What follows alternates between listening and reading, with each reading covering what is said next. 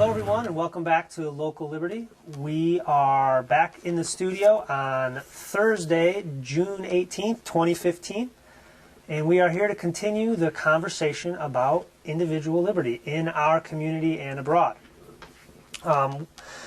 We have wrapped up our foundational episodes and segments talking about some of the basic concept of liberty. We hope you guys have had a chance to check those out online, or you're going to start seeing those air on the local access channel 192, I believe. Correct. 8:30 p.m. Thursday night is our time slot. So look for us every week there, and also localliberty.org. And Local Liberty is a Facebook channel, and localliberty.ct@gmail.com. And Local Liberty YouTube channel. So a veritable media empire. Like and subscribe. I'm begging you, like and subscribe. Thank you, Shane. I'll remember that one eventually. So what we're going to do tonight is we'll get a little bit ahead of, or catch up, I should say, with something we should have done a little bit earlier, which is introduce ourselves in a little bit of detail. And then we're going to, we've got a few topics we're going to discuss. As well as a little bit of local action. So I will start with the intro. And my name is Brian Saucier. I live on the edge of town in Windham. I've lived here for 5 years. My wife and I are expecting our fourth child in August. So we have a young, growing, very busy family. I'm an IT guy by day, farmer, trying to be by early morning and late evenings and sometimes at night. And I'm also a guy on TV talking about liberty. So I am starting to learn, get engaged more in the community. This show is one of the ways that I hope to become more engaged in the community. And as I mentioned before, I'm anxious to see who I meet, who comes out, who reaches out to us to say that they're interested in what we're talking about. Those are the kind of people that I want to meet, as well as, and I'm also interested in hearing from people that don't like what we have to say. So that's a big part of our show, is going to be getting that feedback from our community. And of course, this is going online, and we'll be happy to discuss these ideas with anybody that reaches out to us from anywhere on the internet. So I'll turn it over to Shane for his introduction. Hello everybody, I'm Shane Goodrich, also known as the tall guy in black that walks all around town. I'm 33 years old, I've lived here all my life, and my life has at times been chaotic, but now I've gone back to school, trying to turn things around, and Local Liberty is a chance for me to talk about my ideas, specifically about freedom and how freedom is good for you to reach the world. The empire we're building, as Brian said, that covers the internet, it covers TV, maybe we're going to have a podcast at some point. Yes, I have so many ideas. Unlike Brian, I'm just some dude, I don't have a family, I have a cat. I don't live a very exciting life. I spend most of my time at the textile museum, or I'm going to school, I'm trained to be an historian, and I'm also trained to be, a TV producer, because I also have another show, Geeks of the Movies. If you like geek stuff, check that out, also on channel 192. But let's get back to this show, Local Liberty. All right, thank you, Shane. And that is one thing I want to mention. Shane has been putting a lot of energy, a lot of effort into the production side of this, and the results are awesome. So thank you, Shane. We're getting to awesome. It's getting better every week, and for what we're trying to do here, balancing content and quality, we're off to a pretty darn good start on the quality, and I hope we're going to get there on the content. It's hard making a TV show. Yep. It's not easy. We're going to polish it up on both ends. So a little bit more about what we're planning to do, hoping to do. We talked about the various, different outlets, communication channels, I should say. But some of the things we want to do with all this is, one, we want to have guests on the show, people that are of like mind, people that are of different mind. We would love eventually to do some live shows where we can take your calls and get your feedback right as we're discussing things. We're also very interested in having anybody that wants to be a guest contributor or even become a regular contributor to make their own, write their own articles, make their own videos, send us links. There's lots of different ways you can participate in this. So please reach out on the channels we mentioned at the beginning of the show. They'll be at the end of the show, and we'll be sprinkling links on the YouTube videos as well. So it will be very easy to get in touch with us. So with that, I want to dive into our the first thing I want to talk about tonight, and what we're going to do, and we're going to put this this lovely little flow diagram up on the screen for you, and I'm going to talk through that diagram. And what this is, as you can see, this is a very simple and perhaps humorous in some ways little flow chart that talks about, was there a crime? And what this is getting at, this is something that we've discussed in some of the Essentials of Liberty episodes, as well as some of our previous discussions, is the concept of victimless crimes. In the simplest sense, victimless crime, I shouldn't say the simplest sense, in the way that I prefer to define this, the way it makes the most sense to me, a victimless crime is a crime where no property has been violated or It's an damaged. oxymoron. It's not a crime. No crime unless there's a victim, people. That's right. And this handy-dandy little flowchart basically provides us a simple little map of, was there a victim, which is another way of saying, was there any property violated? Now, that specific terminology is slightly different in here, but that's the gist. So let's go through this element by element. So here's our first step in determining, has a crime been committed? Question number 1, was there a victim? On the, let's see, you'll be seeing this the same way I do, hopefully. Yes, on the option on the left is yes, there was a victim. Option number 2 on the right is no, there was no victim. Let's look at option number 2 first, which is no victim. And where does that take us? A straight line all the way down to the very bottom where it says no crime has been committed. And there's a happy little person running away, presumably free. That's the gist of it all. If there was no victim, then there was no crime. And throughout this show, we will help provide some examples and illustrations and some more detail around what are victimless crimes. There are a lot of them. And none of them make any sense because a crime needs a victim. Yes, indeed. So back to option 1 on the left of the screen, upper left, is yes, there was a victim to the crime. Then there's a follow-up question. Was the victim society? I love that. Was the victim society? Yeah, that's the part that is fantastic. that's the part that has some humor in it. So basically, that's a funny little way of hinting at the whole, well, who's the the victim is the greater good, or we were all hurt. That's baloney. A victim is a person, is a victim, and something related to a person is a victim.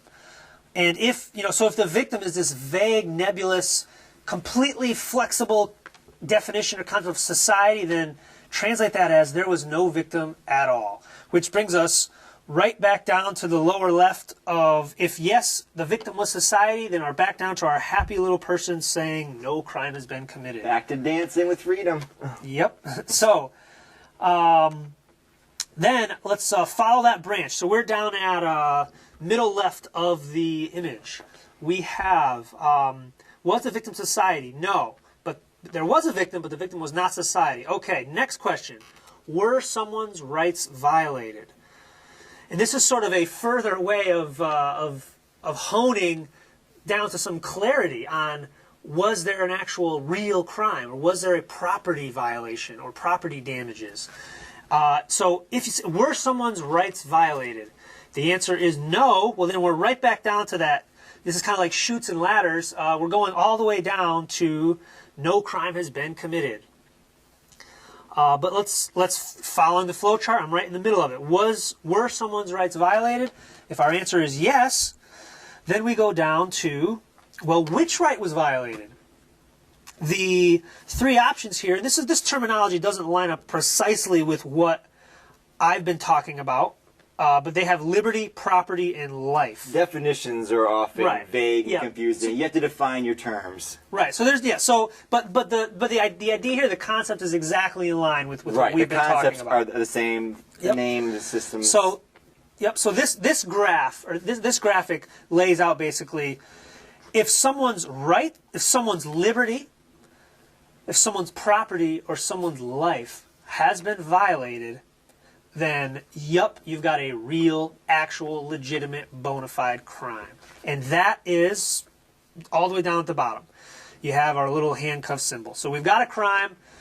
That means we need some police action. We need some courts. We need some restitution. We need somebody to go to jail. We need some punishment. We need something. Something's going to happen. There was an actual crime. So we've got a legitimate function of a government to become involved here, or governance, or something needs to happen.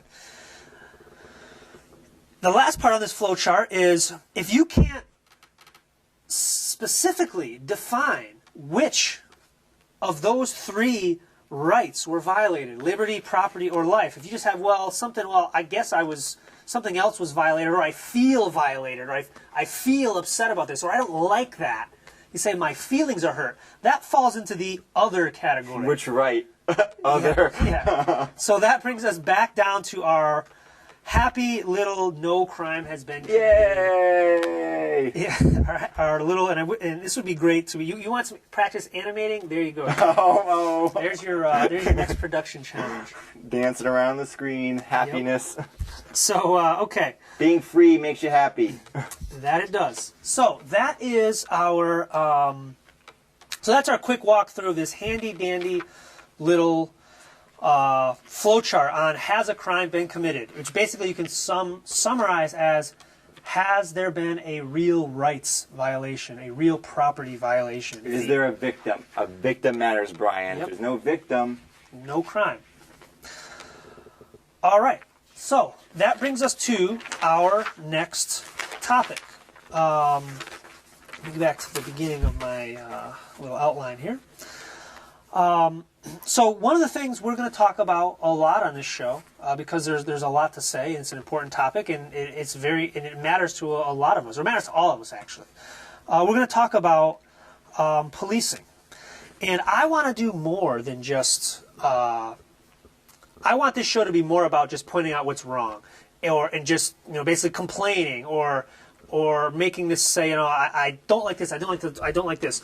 I want to offer what I believe are solutions to problems, and there are a lot of problems with policing. The problems run far and wide. There's lots of animosity. There's lots of negativity. There's lots of abuse that takes place. So I want to point out what I believe are a few of the things that can happen that are simple and profound, but also would have an immediate and real impact on solving what the vast majority of us see as problems with policing. So first, I want to say that policing as a concept is a legitimate profession. There will always be criminals. There will always be sociopaths. There will always be people that do not respect other people's property, other people's lives, other people's freedom. And just like we talked about non-aggression being completely accepting or not disallowing self-defense. You can defend yourself legitimately, and you should defend yourself from a criminal, from an aggressor. And since you can, since every individual has that inherent ability to defend themselves and that right to defend themselves, that means they can also delegate that right to somebody else, to somebody that they that they deem will perform a service for them, which is going to be protection, which implies, it could be in the proactive or reactive mode. So that's not to say that the way that we have defined and developed policing as a coercive monopoly that the state very jealously guards, that they are the only ones that can offer a police service to the community at large, and everybody must be forced to pay for this one system. That's not what I'm saying. I'm saying that police can and do perform legitimate functions. Now, and that's to say, and even in the freest and most virtuous society, there will still be criminals. So, of course, we will need some form of police.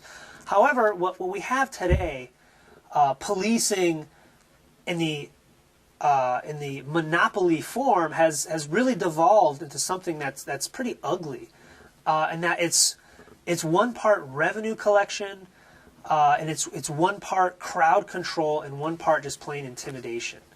And all that legitimate stuff still happens, but unfortunately it's mixed with a whole bunch of other things that really just don't need to be there.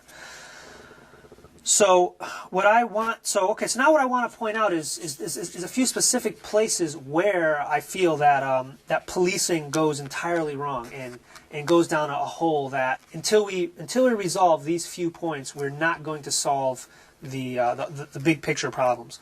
One is kind of the segue into what we just discussed on our fun little graphic, is the idea of victimless crimes. The police interact with people in a million ways that they never should interact with an individual because of victimless crimes.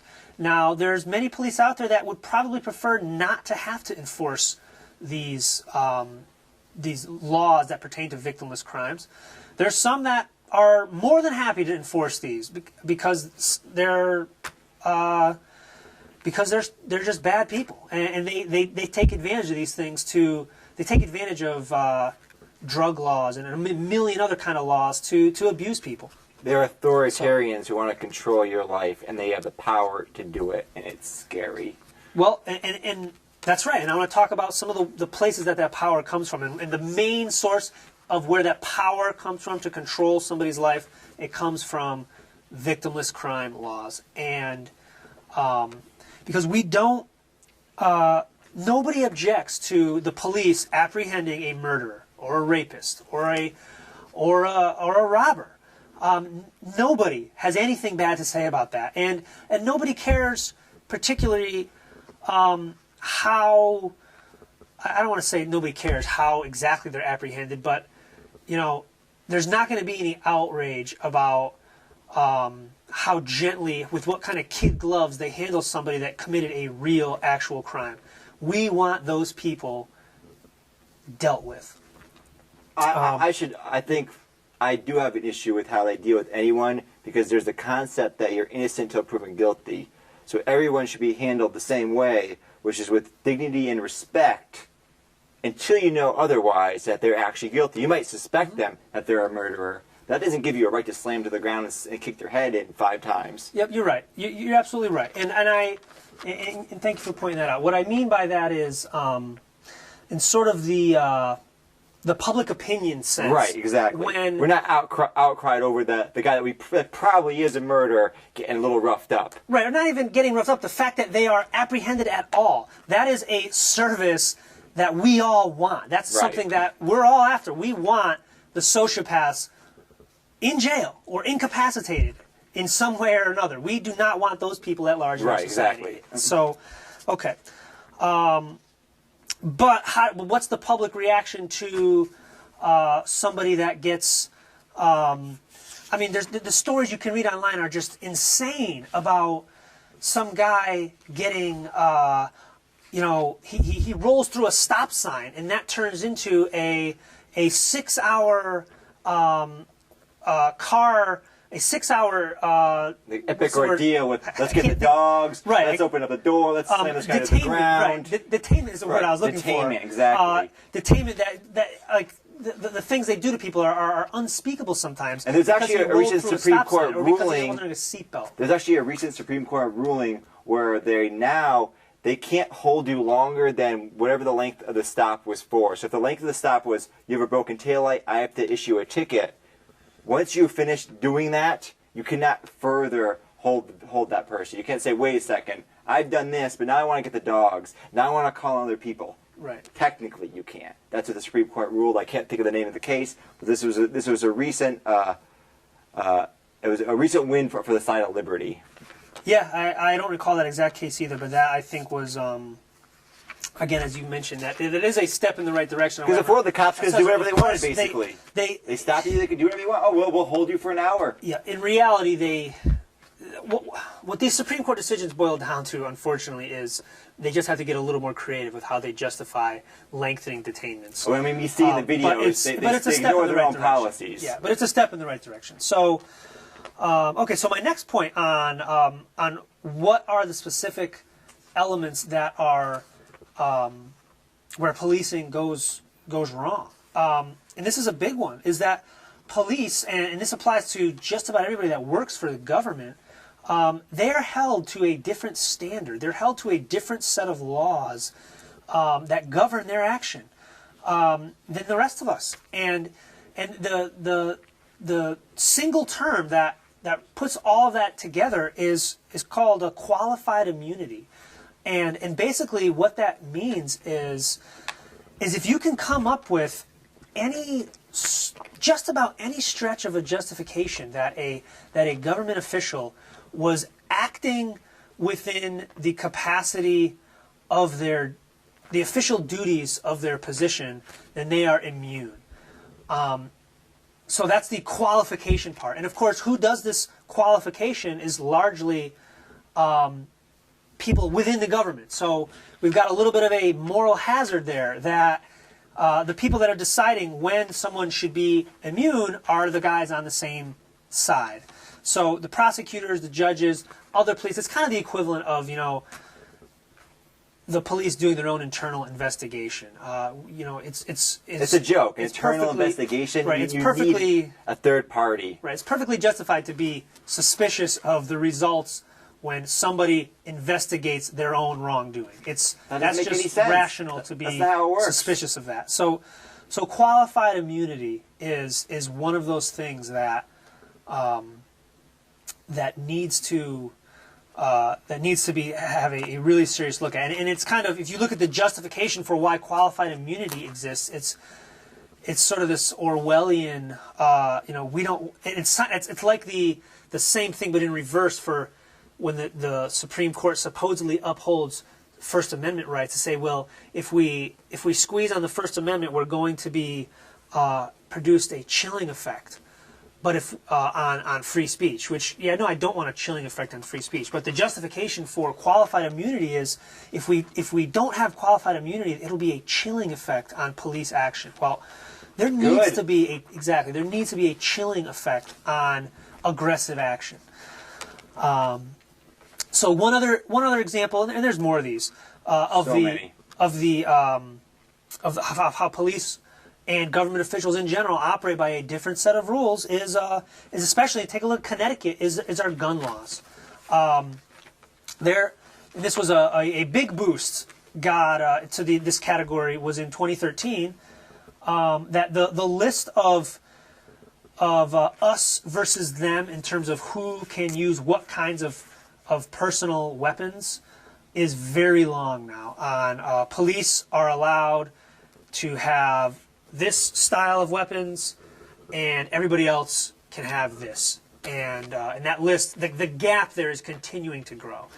And that's something we're going to talk about a lot more in some later episodes.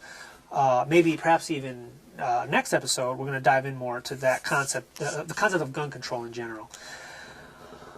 Okay, some other, in a different category, but some contributing factors to the problem of policing. Now, this is not so much pertains specifically to police, but this is the relationship and the final outcome of how police in action works. Is is basically, you could sum this up as think about what are some of the factors that contribute to criminality, actual criminality of varying degrees. You know, if you steal a taco out of that's what I had for dinner today at the Third Thursdays, which was very good. So if you steal a taco out of a taco stand, that's a real crime. If you murder somebody, that's also a real crime. Obviously, there's a very different scale and severity there, but the amount and the scale of real crimes obviously has an effect on how police function, how policing works. So we need to think about some of the underlying causes of criminality and how reducing criminality will also go a long way towards reducing interaction with police, and reducing interaction with police will typically make everyone happier and make society function better. So just a couple points on what are some of the things that contribute to criminality, and these can both criminalizing everything. That contributes to criminality. Right. You criminalize everything. Well, that's the one. Victimless crimes. That's the one. Right. That's the one we already covered. And to talk about that's the big one. That one pisses me off the most. And to talk about what are some of the other factors that contribute to increased criminality. I think they can be summed up as, what are the factors that weaken the family unit? The family unit has been, for just about forever, has been the building block of peaceful, prosperous societies.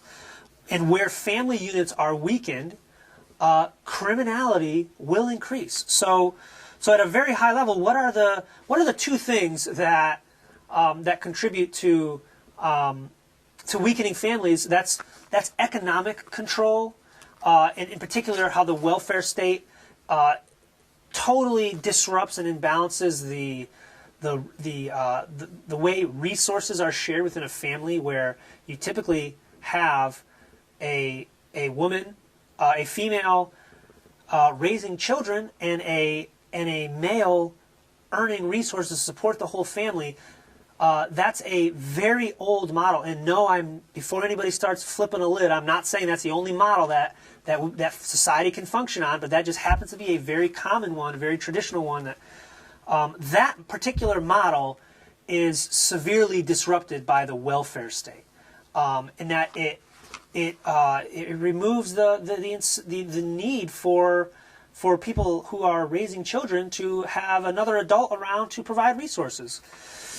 So the economic state in particular, the welfare, is a huge factor in weakening families. And then you have, say you take an already weakened family, and the children that are coming up out of that family, they have to deal with things like minimum wage, which are, like I said, I keep on talking about this, and I am going to make a list, Shane, of opposite day. We're going to do an opposite day episode, and one of the key pieces of opposite day is the minimum wage that supposedly helps the poor, hurts the poor almost exclusively. It creates a hurdle that they have to overcome before they can find work, and before they can attain skills and become valuable to the rest of us, to the society at large, and learn things that other people will pay them for. So the minimum wage does in fact create criminality, which does exacerbate problems with police. And then the final part of the contributing factors to all of this are warfare, in the sense. Now, I've kind of covered two gigantic topics here: welfare, warfare, and those two things combined can pretty much comprise the entire state. Warfare weakens families, just in the very obvious sense. When mom or dad is spending 6 years in Iraq or Afghanistan, you've got a broken, dysfunctional family for those times, and for the same reasons how the welfare state, the effect of it is a weakened family unit, which just has enormous consequences for society, including children that really don't come up to learn and understand concepts like property. whatever form their parents teach them, whatever terms they use, it's the same concept we all teach our kids: is don't hit other people, don't take their stuff. I got to interject here, Brian, because you're making it sound like you're putting the warfare and the welfare state on an even footing. Now, this might be something where we disagree, because I don't think they're even remotely close to the same realm of destructiveness. I think the social, the safety net, whatever you want to call it, in America is completely dysfunctional. It doesn't work right. But even America's dysfunctional social safety net does not compare to the juggernaut that is the American military, causing death and mayhem throughout the world in terms, in my opinion, of actual destruction and danger to our lives. We may disagree here, but I feel like you're placing the two on an even footing. I personally don't think they're even remotely close. Well, when you talk about the damage to people abroad, obviously the warfare state does a heck of a lot more. The damage to people here. What about all the soldiers that have died? What about all the soldiers that come back with PTSD? Well, I think that destroys. Yeah, no, I hear what you're saying, and I'm not really. I'm not conveying a priority here. I'm not an order set. I'm listing what I think are the contributing factors, and but you got to look at it. Think of the language is important, and when you go back to the 50s or 60s, whenever this started rolling out, what are the words they used? It's the war on poverty. So this is another war. This is another side of the warfare state, and the war on poverty has not won. And at the rate we're going, it's never going to win. There are more poor people. There are more people on food stamps. There are more people in desperation. So the war on poverty here's the difference, failing. Though, with that for me is actual war, the war on other countries, the war on drugs. Those conceptually are terrible ideas. They're bad ideas. They're immoral. They're wrong. Conceptually, helping people, helping poor people, having a social safety that to me is not conceptually wrong or immoral. It's how it's implemented is the problem. So just before we even get into the actual implementation, which is terrible for all three, but conceptually, one of them I think actually is a good idea. I want to help people. I want people to have a chance in life. The way we do it in America, it's incentivized terribly. It's misincentivized. It makes no sense. It's dysfunctional. It's mismanaged. Blah, blah, blah, blah. But the idea is nowhere on the level of the actual war or the war on drugs or the war on whatever else. So it's those misincentives that I'm talking about that are contributing to, and again, the topic we're talking about is what's contributing to the problem with police. It's the misincentives involved in the welfare state are one of the factors. And I guess for me, the way I understand it in my head is it's not direct, it's indirect. It's through the destruction of the family that ultimately is the path towards the problems with criminality, which leads to problems with policing. So, certainly, the war on poverty has caused a lot of problems for a lot of poor families. That is certainly the case. And this could be a topic for another day, probably. But it's more than just the, and also this is. I just want to mention this quickly. The helping people is obviously a good thing, and when you talk about how it's implemented, if the how begins with redistribution, forcible, coerced redistribution from person A to person B, then you're off to a really bad start. And the how we're going to implement helping people. So, but that's probably a whole other conversation. Brian and I probably disagree a little bit on the details there, but overall we agree with the basic idea. Right now, how it's done is terrible. So we agree with that. So okay. So getting through all of that. Now we discuss what do we do? I listed 4 things: victimless crimes,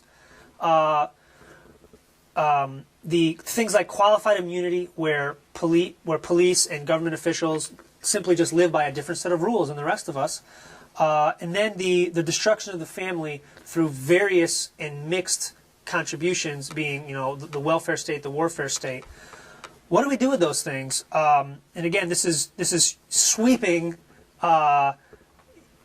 huge solutions that will solve these problems, but I know I'm not expecting these to just be implemented overnight, is one, you eliminate victimless crimes. All of them are wrong. They help no one. All they do is hurt people. So victimless crimes just need to go. And a humongous portion of the problems with police will also go. The second one, and I want to use another term here and mention a particular author that I recommend everybody checks out, is eliminate all forms of what a gentleman named Will Grigg, and we'll provide a link to his website, what this gentleman calls blue privilege. We always hear about white privilege, male privilege, rich privilege, all sorts of privilege. A real privilege that exists is blue privilege, and that is the things referring to things like qualified immunity and the fact that there's a different set of rules for people that work for the government than there are for the rest of us. Those rules need to go away entirely. And then the last one is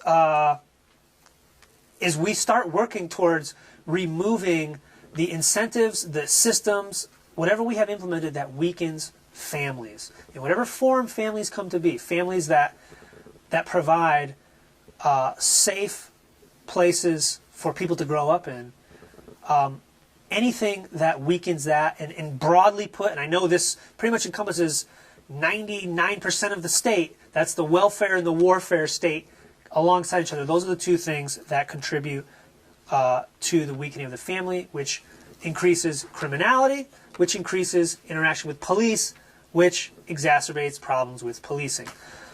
So, all that said, I'd like to turn it over to you, Shane, if you want to add any additional thoughts. On the victimless crimes aspect, it's not just the victimless crimes, the police interacting with you because of the victimless crimes is causing the problem. By making things crimes, like the war on drugs, by making drugs illegal and causing a black market, now you're making the drugs dramatically more expensive. Now you're making people have to deal with other dangerous people. You're causing people that are involved in that activity to do things they normally would not do. So they might engage in other activity that's not so positive, maybe a real crime, but they would have never done that in the first place if they didn't have these outrageous laws to begin with. Mm-hmm. So just by criminalizing activities that should be criminalized, you're causing people that engage in those activities, which they should be allowed to engage in activities. You may not like drug use, you may not like prostitution, you may not like gambling, but somebody should be able to peaceably engage in those activities.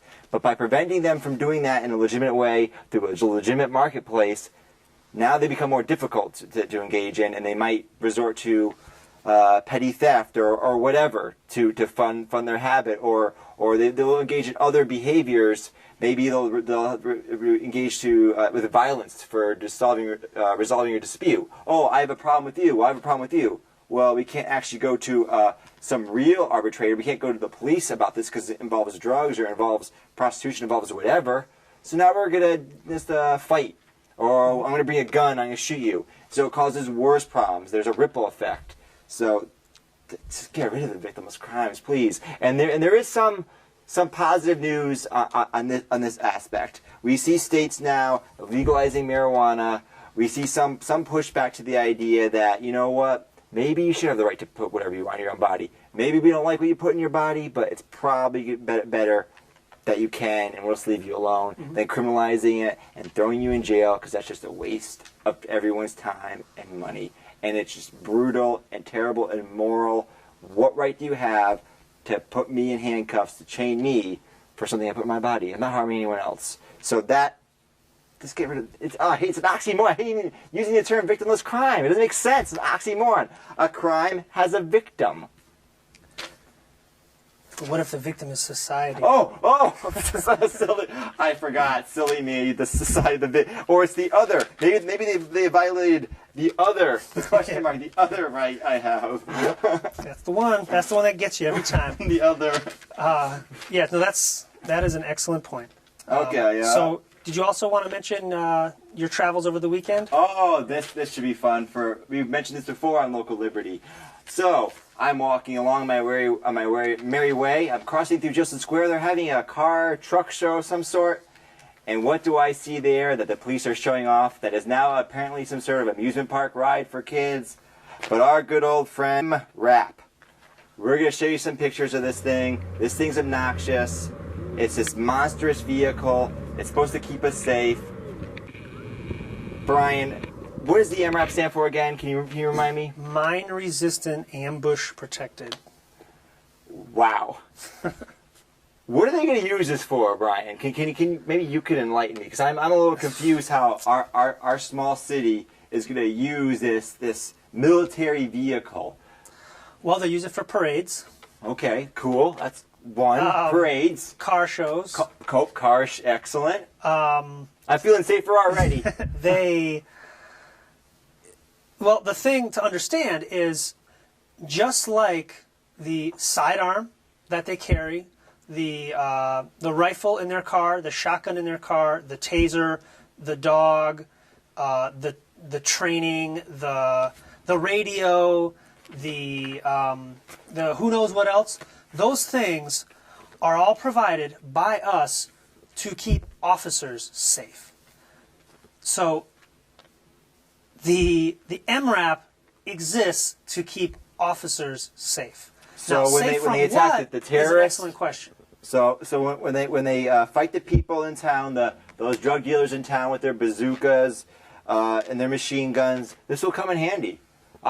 I'm happy for the officers, because otherwise, what would they do against these paramilitary people that are overrunning our town? How else could the officers possibly survive? And when I say this is for officer safety, I'm talking about this in the vein of, as we mentioned before, officer safety being the fifth fundamental force of physics after I can never remember these, like strong nuclear, weak nuclear, gravity, and electromagnetic, and then officer safety. And officer safety.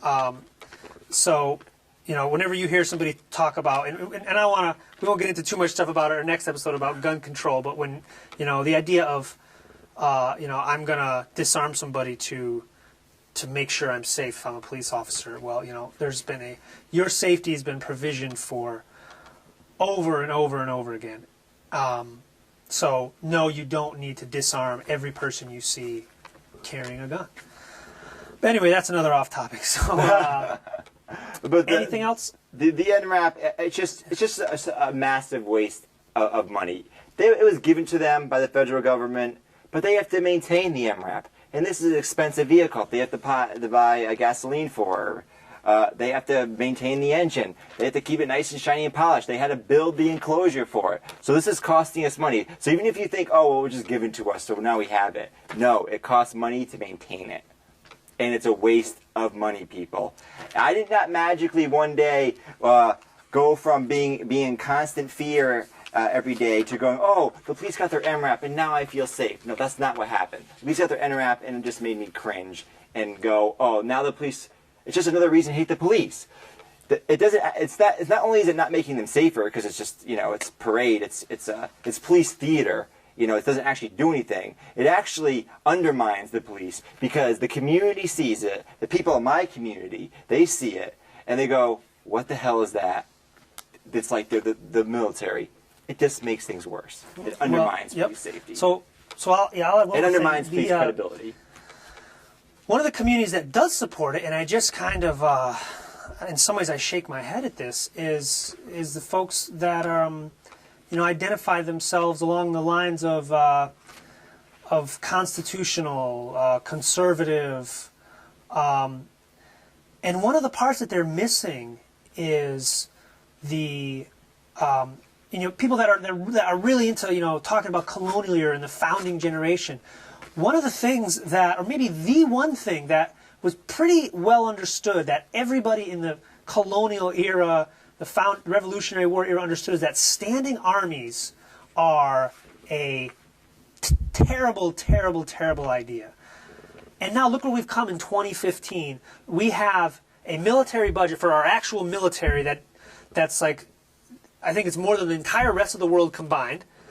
And on top of that, we have our own little mini versions of standing armies. The police are being militarized. Being distributed to every town out there in America, and you've got these guys that will talk about George Washington and Thomas Jefferson on one note, and then cheer on the MRAP as it drives down the street. It's a plain old contradiction. But standing armies are the enemy of freedom.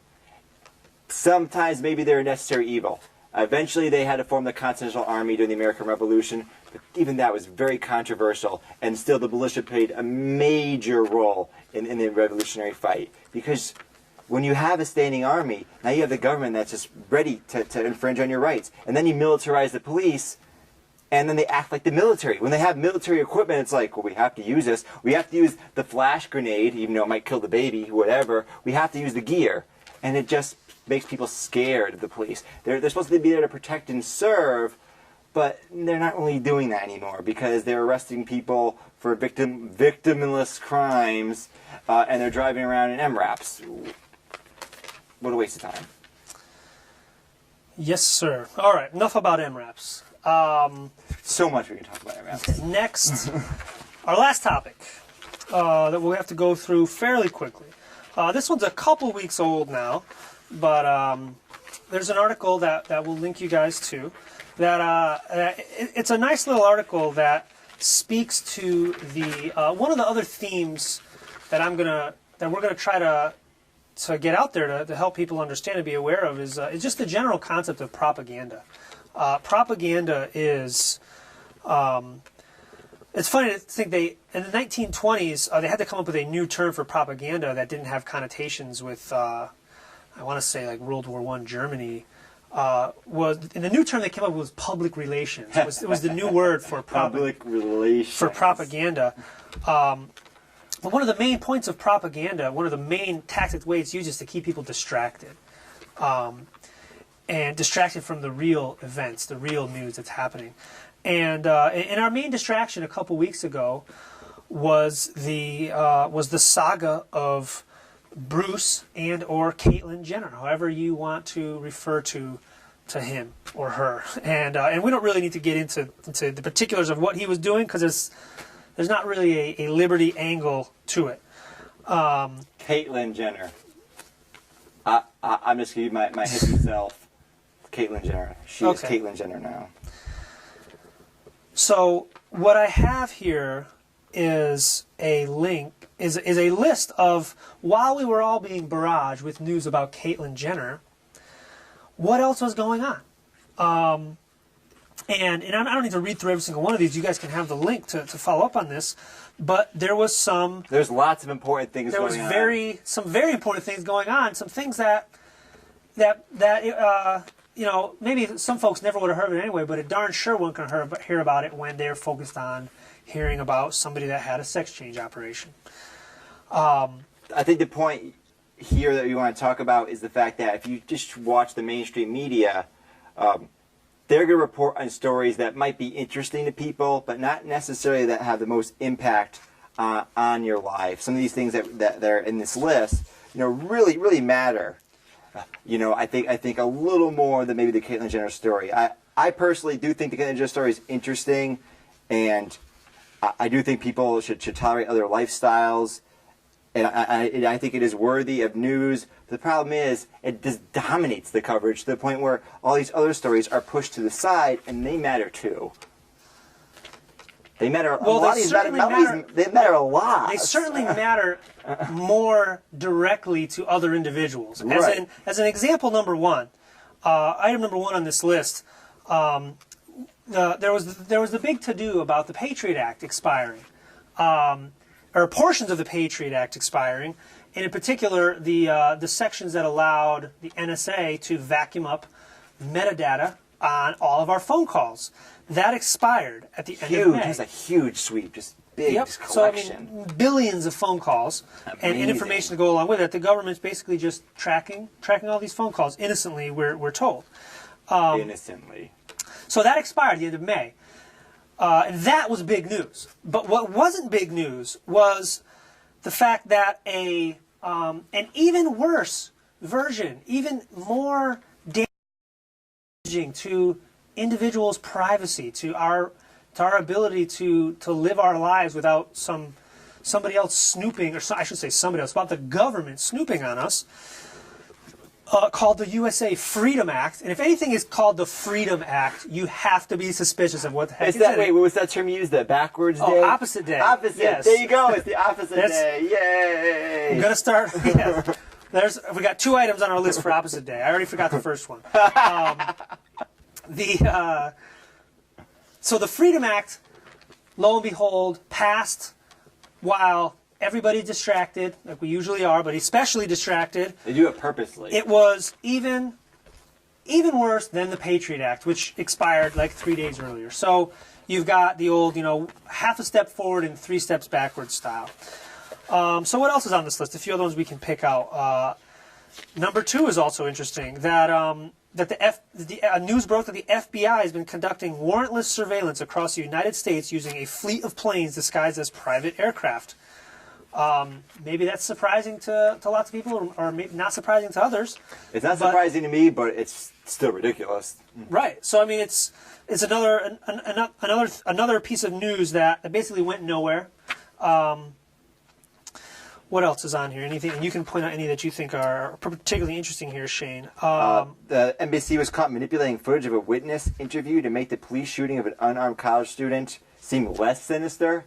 So basically to make the police look less bad, less culpable. Nearly 400 police killings logged this year alone. Why are the police killing so many people? I think we already know from numerous other stories I don't have to bring up right now that just because the police kill someone does not mean it was justified or mean that they were in harm's way, because oftentimes that is simply not the case. So the 4th item on the list actually looks like a step in the right direction, which is Congress passed some laws that enhance police accountability, require them to report This is excellent. And I don't know if I ever sent you the link to the Tom Woods show, but he just did a really interesting episode about information along this lines, about tracking the number of police. I actually was, something from Cato, I actually was listening to a podcast where they were talking about this, where they mentioned that actually this stat, or a very similar stat, only 750 of 17,000 police departments were voluntarily reporting the data. Mm-hmm. So a handful of police chiefs were like, you know what, we need to keep track of it and report it. But most of them were like, no, we don't want this reported. Right. This is crazy. You need to have open accountability. Regardless of, even if you agree with the police are doing, even if you agree with the drug war, even if you agree with all these things that I think are ridiculous, how can you not have open accountability for the people that have power over us? They have the power. They have the right to violate our rights. So they needs to be accountable regardless of what you think. Well, yeah, it needs to be accountable, but it's perfectly understandable why it's not. Oh, it's understandable, right. It's not good for them. Right, because I mean, this does not apply just to police. This is for everybody. Like this trade deal that's going around, and it's such a good thing that it's a secret and we can't read about it. I mean, it's absurd, and it's so absurd that I think a lot of us just kind of turn away from it in disgust. Like, oh, these idiots that. Yeah, they're gonna negotiate some trade deal, but they think so lowly of us that we can't even look at it before it's passed.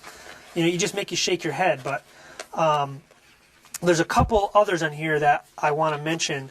The 5th one, the TSA, which this is kind of odd. I'm suspicious when I hear about in the terms of self-accountability. Basically, one department of the government investigated itself and found that in 95% of cases, the TSA failed to find weapons. So if we can, and now when I see the government saying bad things about itself, I'm not inclined to jump to, oh, they've turned over a new leaf and now they're really interested in looking out for us. There's infighting amongst different groups. The You're CI right. and the FBI, the Homeland Security, they're all trying to vie for their own power. Yep, you're right. That's don't cross the. I control this. Right. I heard that described. I like the way this is described online once. I read it's a war in heaven, basically. Is that the powers that be do fight with each other, and you're absolutely right. So, okay, last one I want to mention on here, and this is the last one. A declassified Pentagon report revealed this week, 2 weeks ago, that Western governments helped to create ISIS, the infamous terrorist organization. So this is, ISIS is our current number one boogeyman. that allows us, that justifies our foreign policy. So, we can't let things like real information about the origins of ISIS get out there. So when this type of news comes out, well, let's make sure it gets buried underneath something like a sex change operation. So that's it on this point. That is, just a little taste of propaganda by distraction, and the distractions are so many in our lives. But I think as time goes on, as our economy we're going to talk about this in future episodes too. We're going to talk about these distractions. So stay tuned for future episodes of Local Liberty. And I think the distraction method is going to become a little less effective over time as the impact of the wrongs that are in our culture and our society, like the economic one in particular, it's going to catch up with us. It's hard to distract in the modern world because of cell phones and the internet, et cetera, et cetera. Right. Shane, anything else you'd like to add? That's a wrap for me. No, we're running out of time for today. We want you to subscribe. We want you to like, go to Facebook, go to YouTube channel, localliberty.org. Check us out everywhere that we're at. Yep, Local Liberty on Facebook. Easy to find. Local Liberty. Please spread the word. Please get in touch with us. Give us your feedback. And thanks again for listening. I'm Brian Saucier, and this is Shane Goodrich. And we'll see you next week on Local Liberty.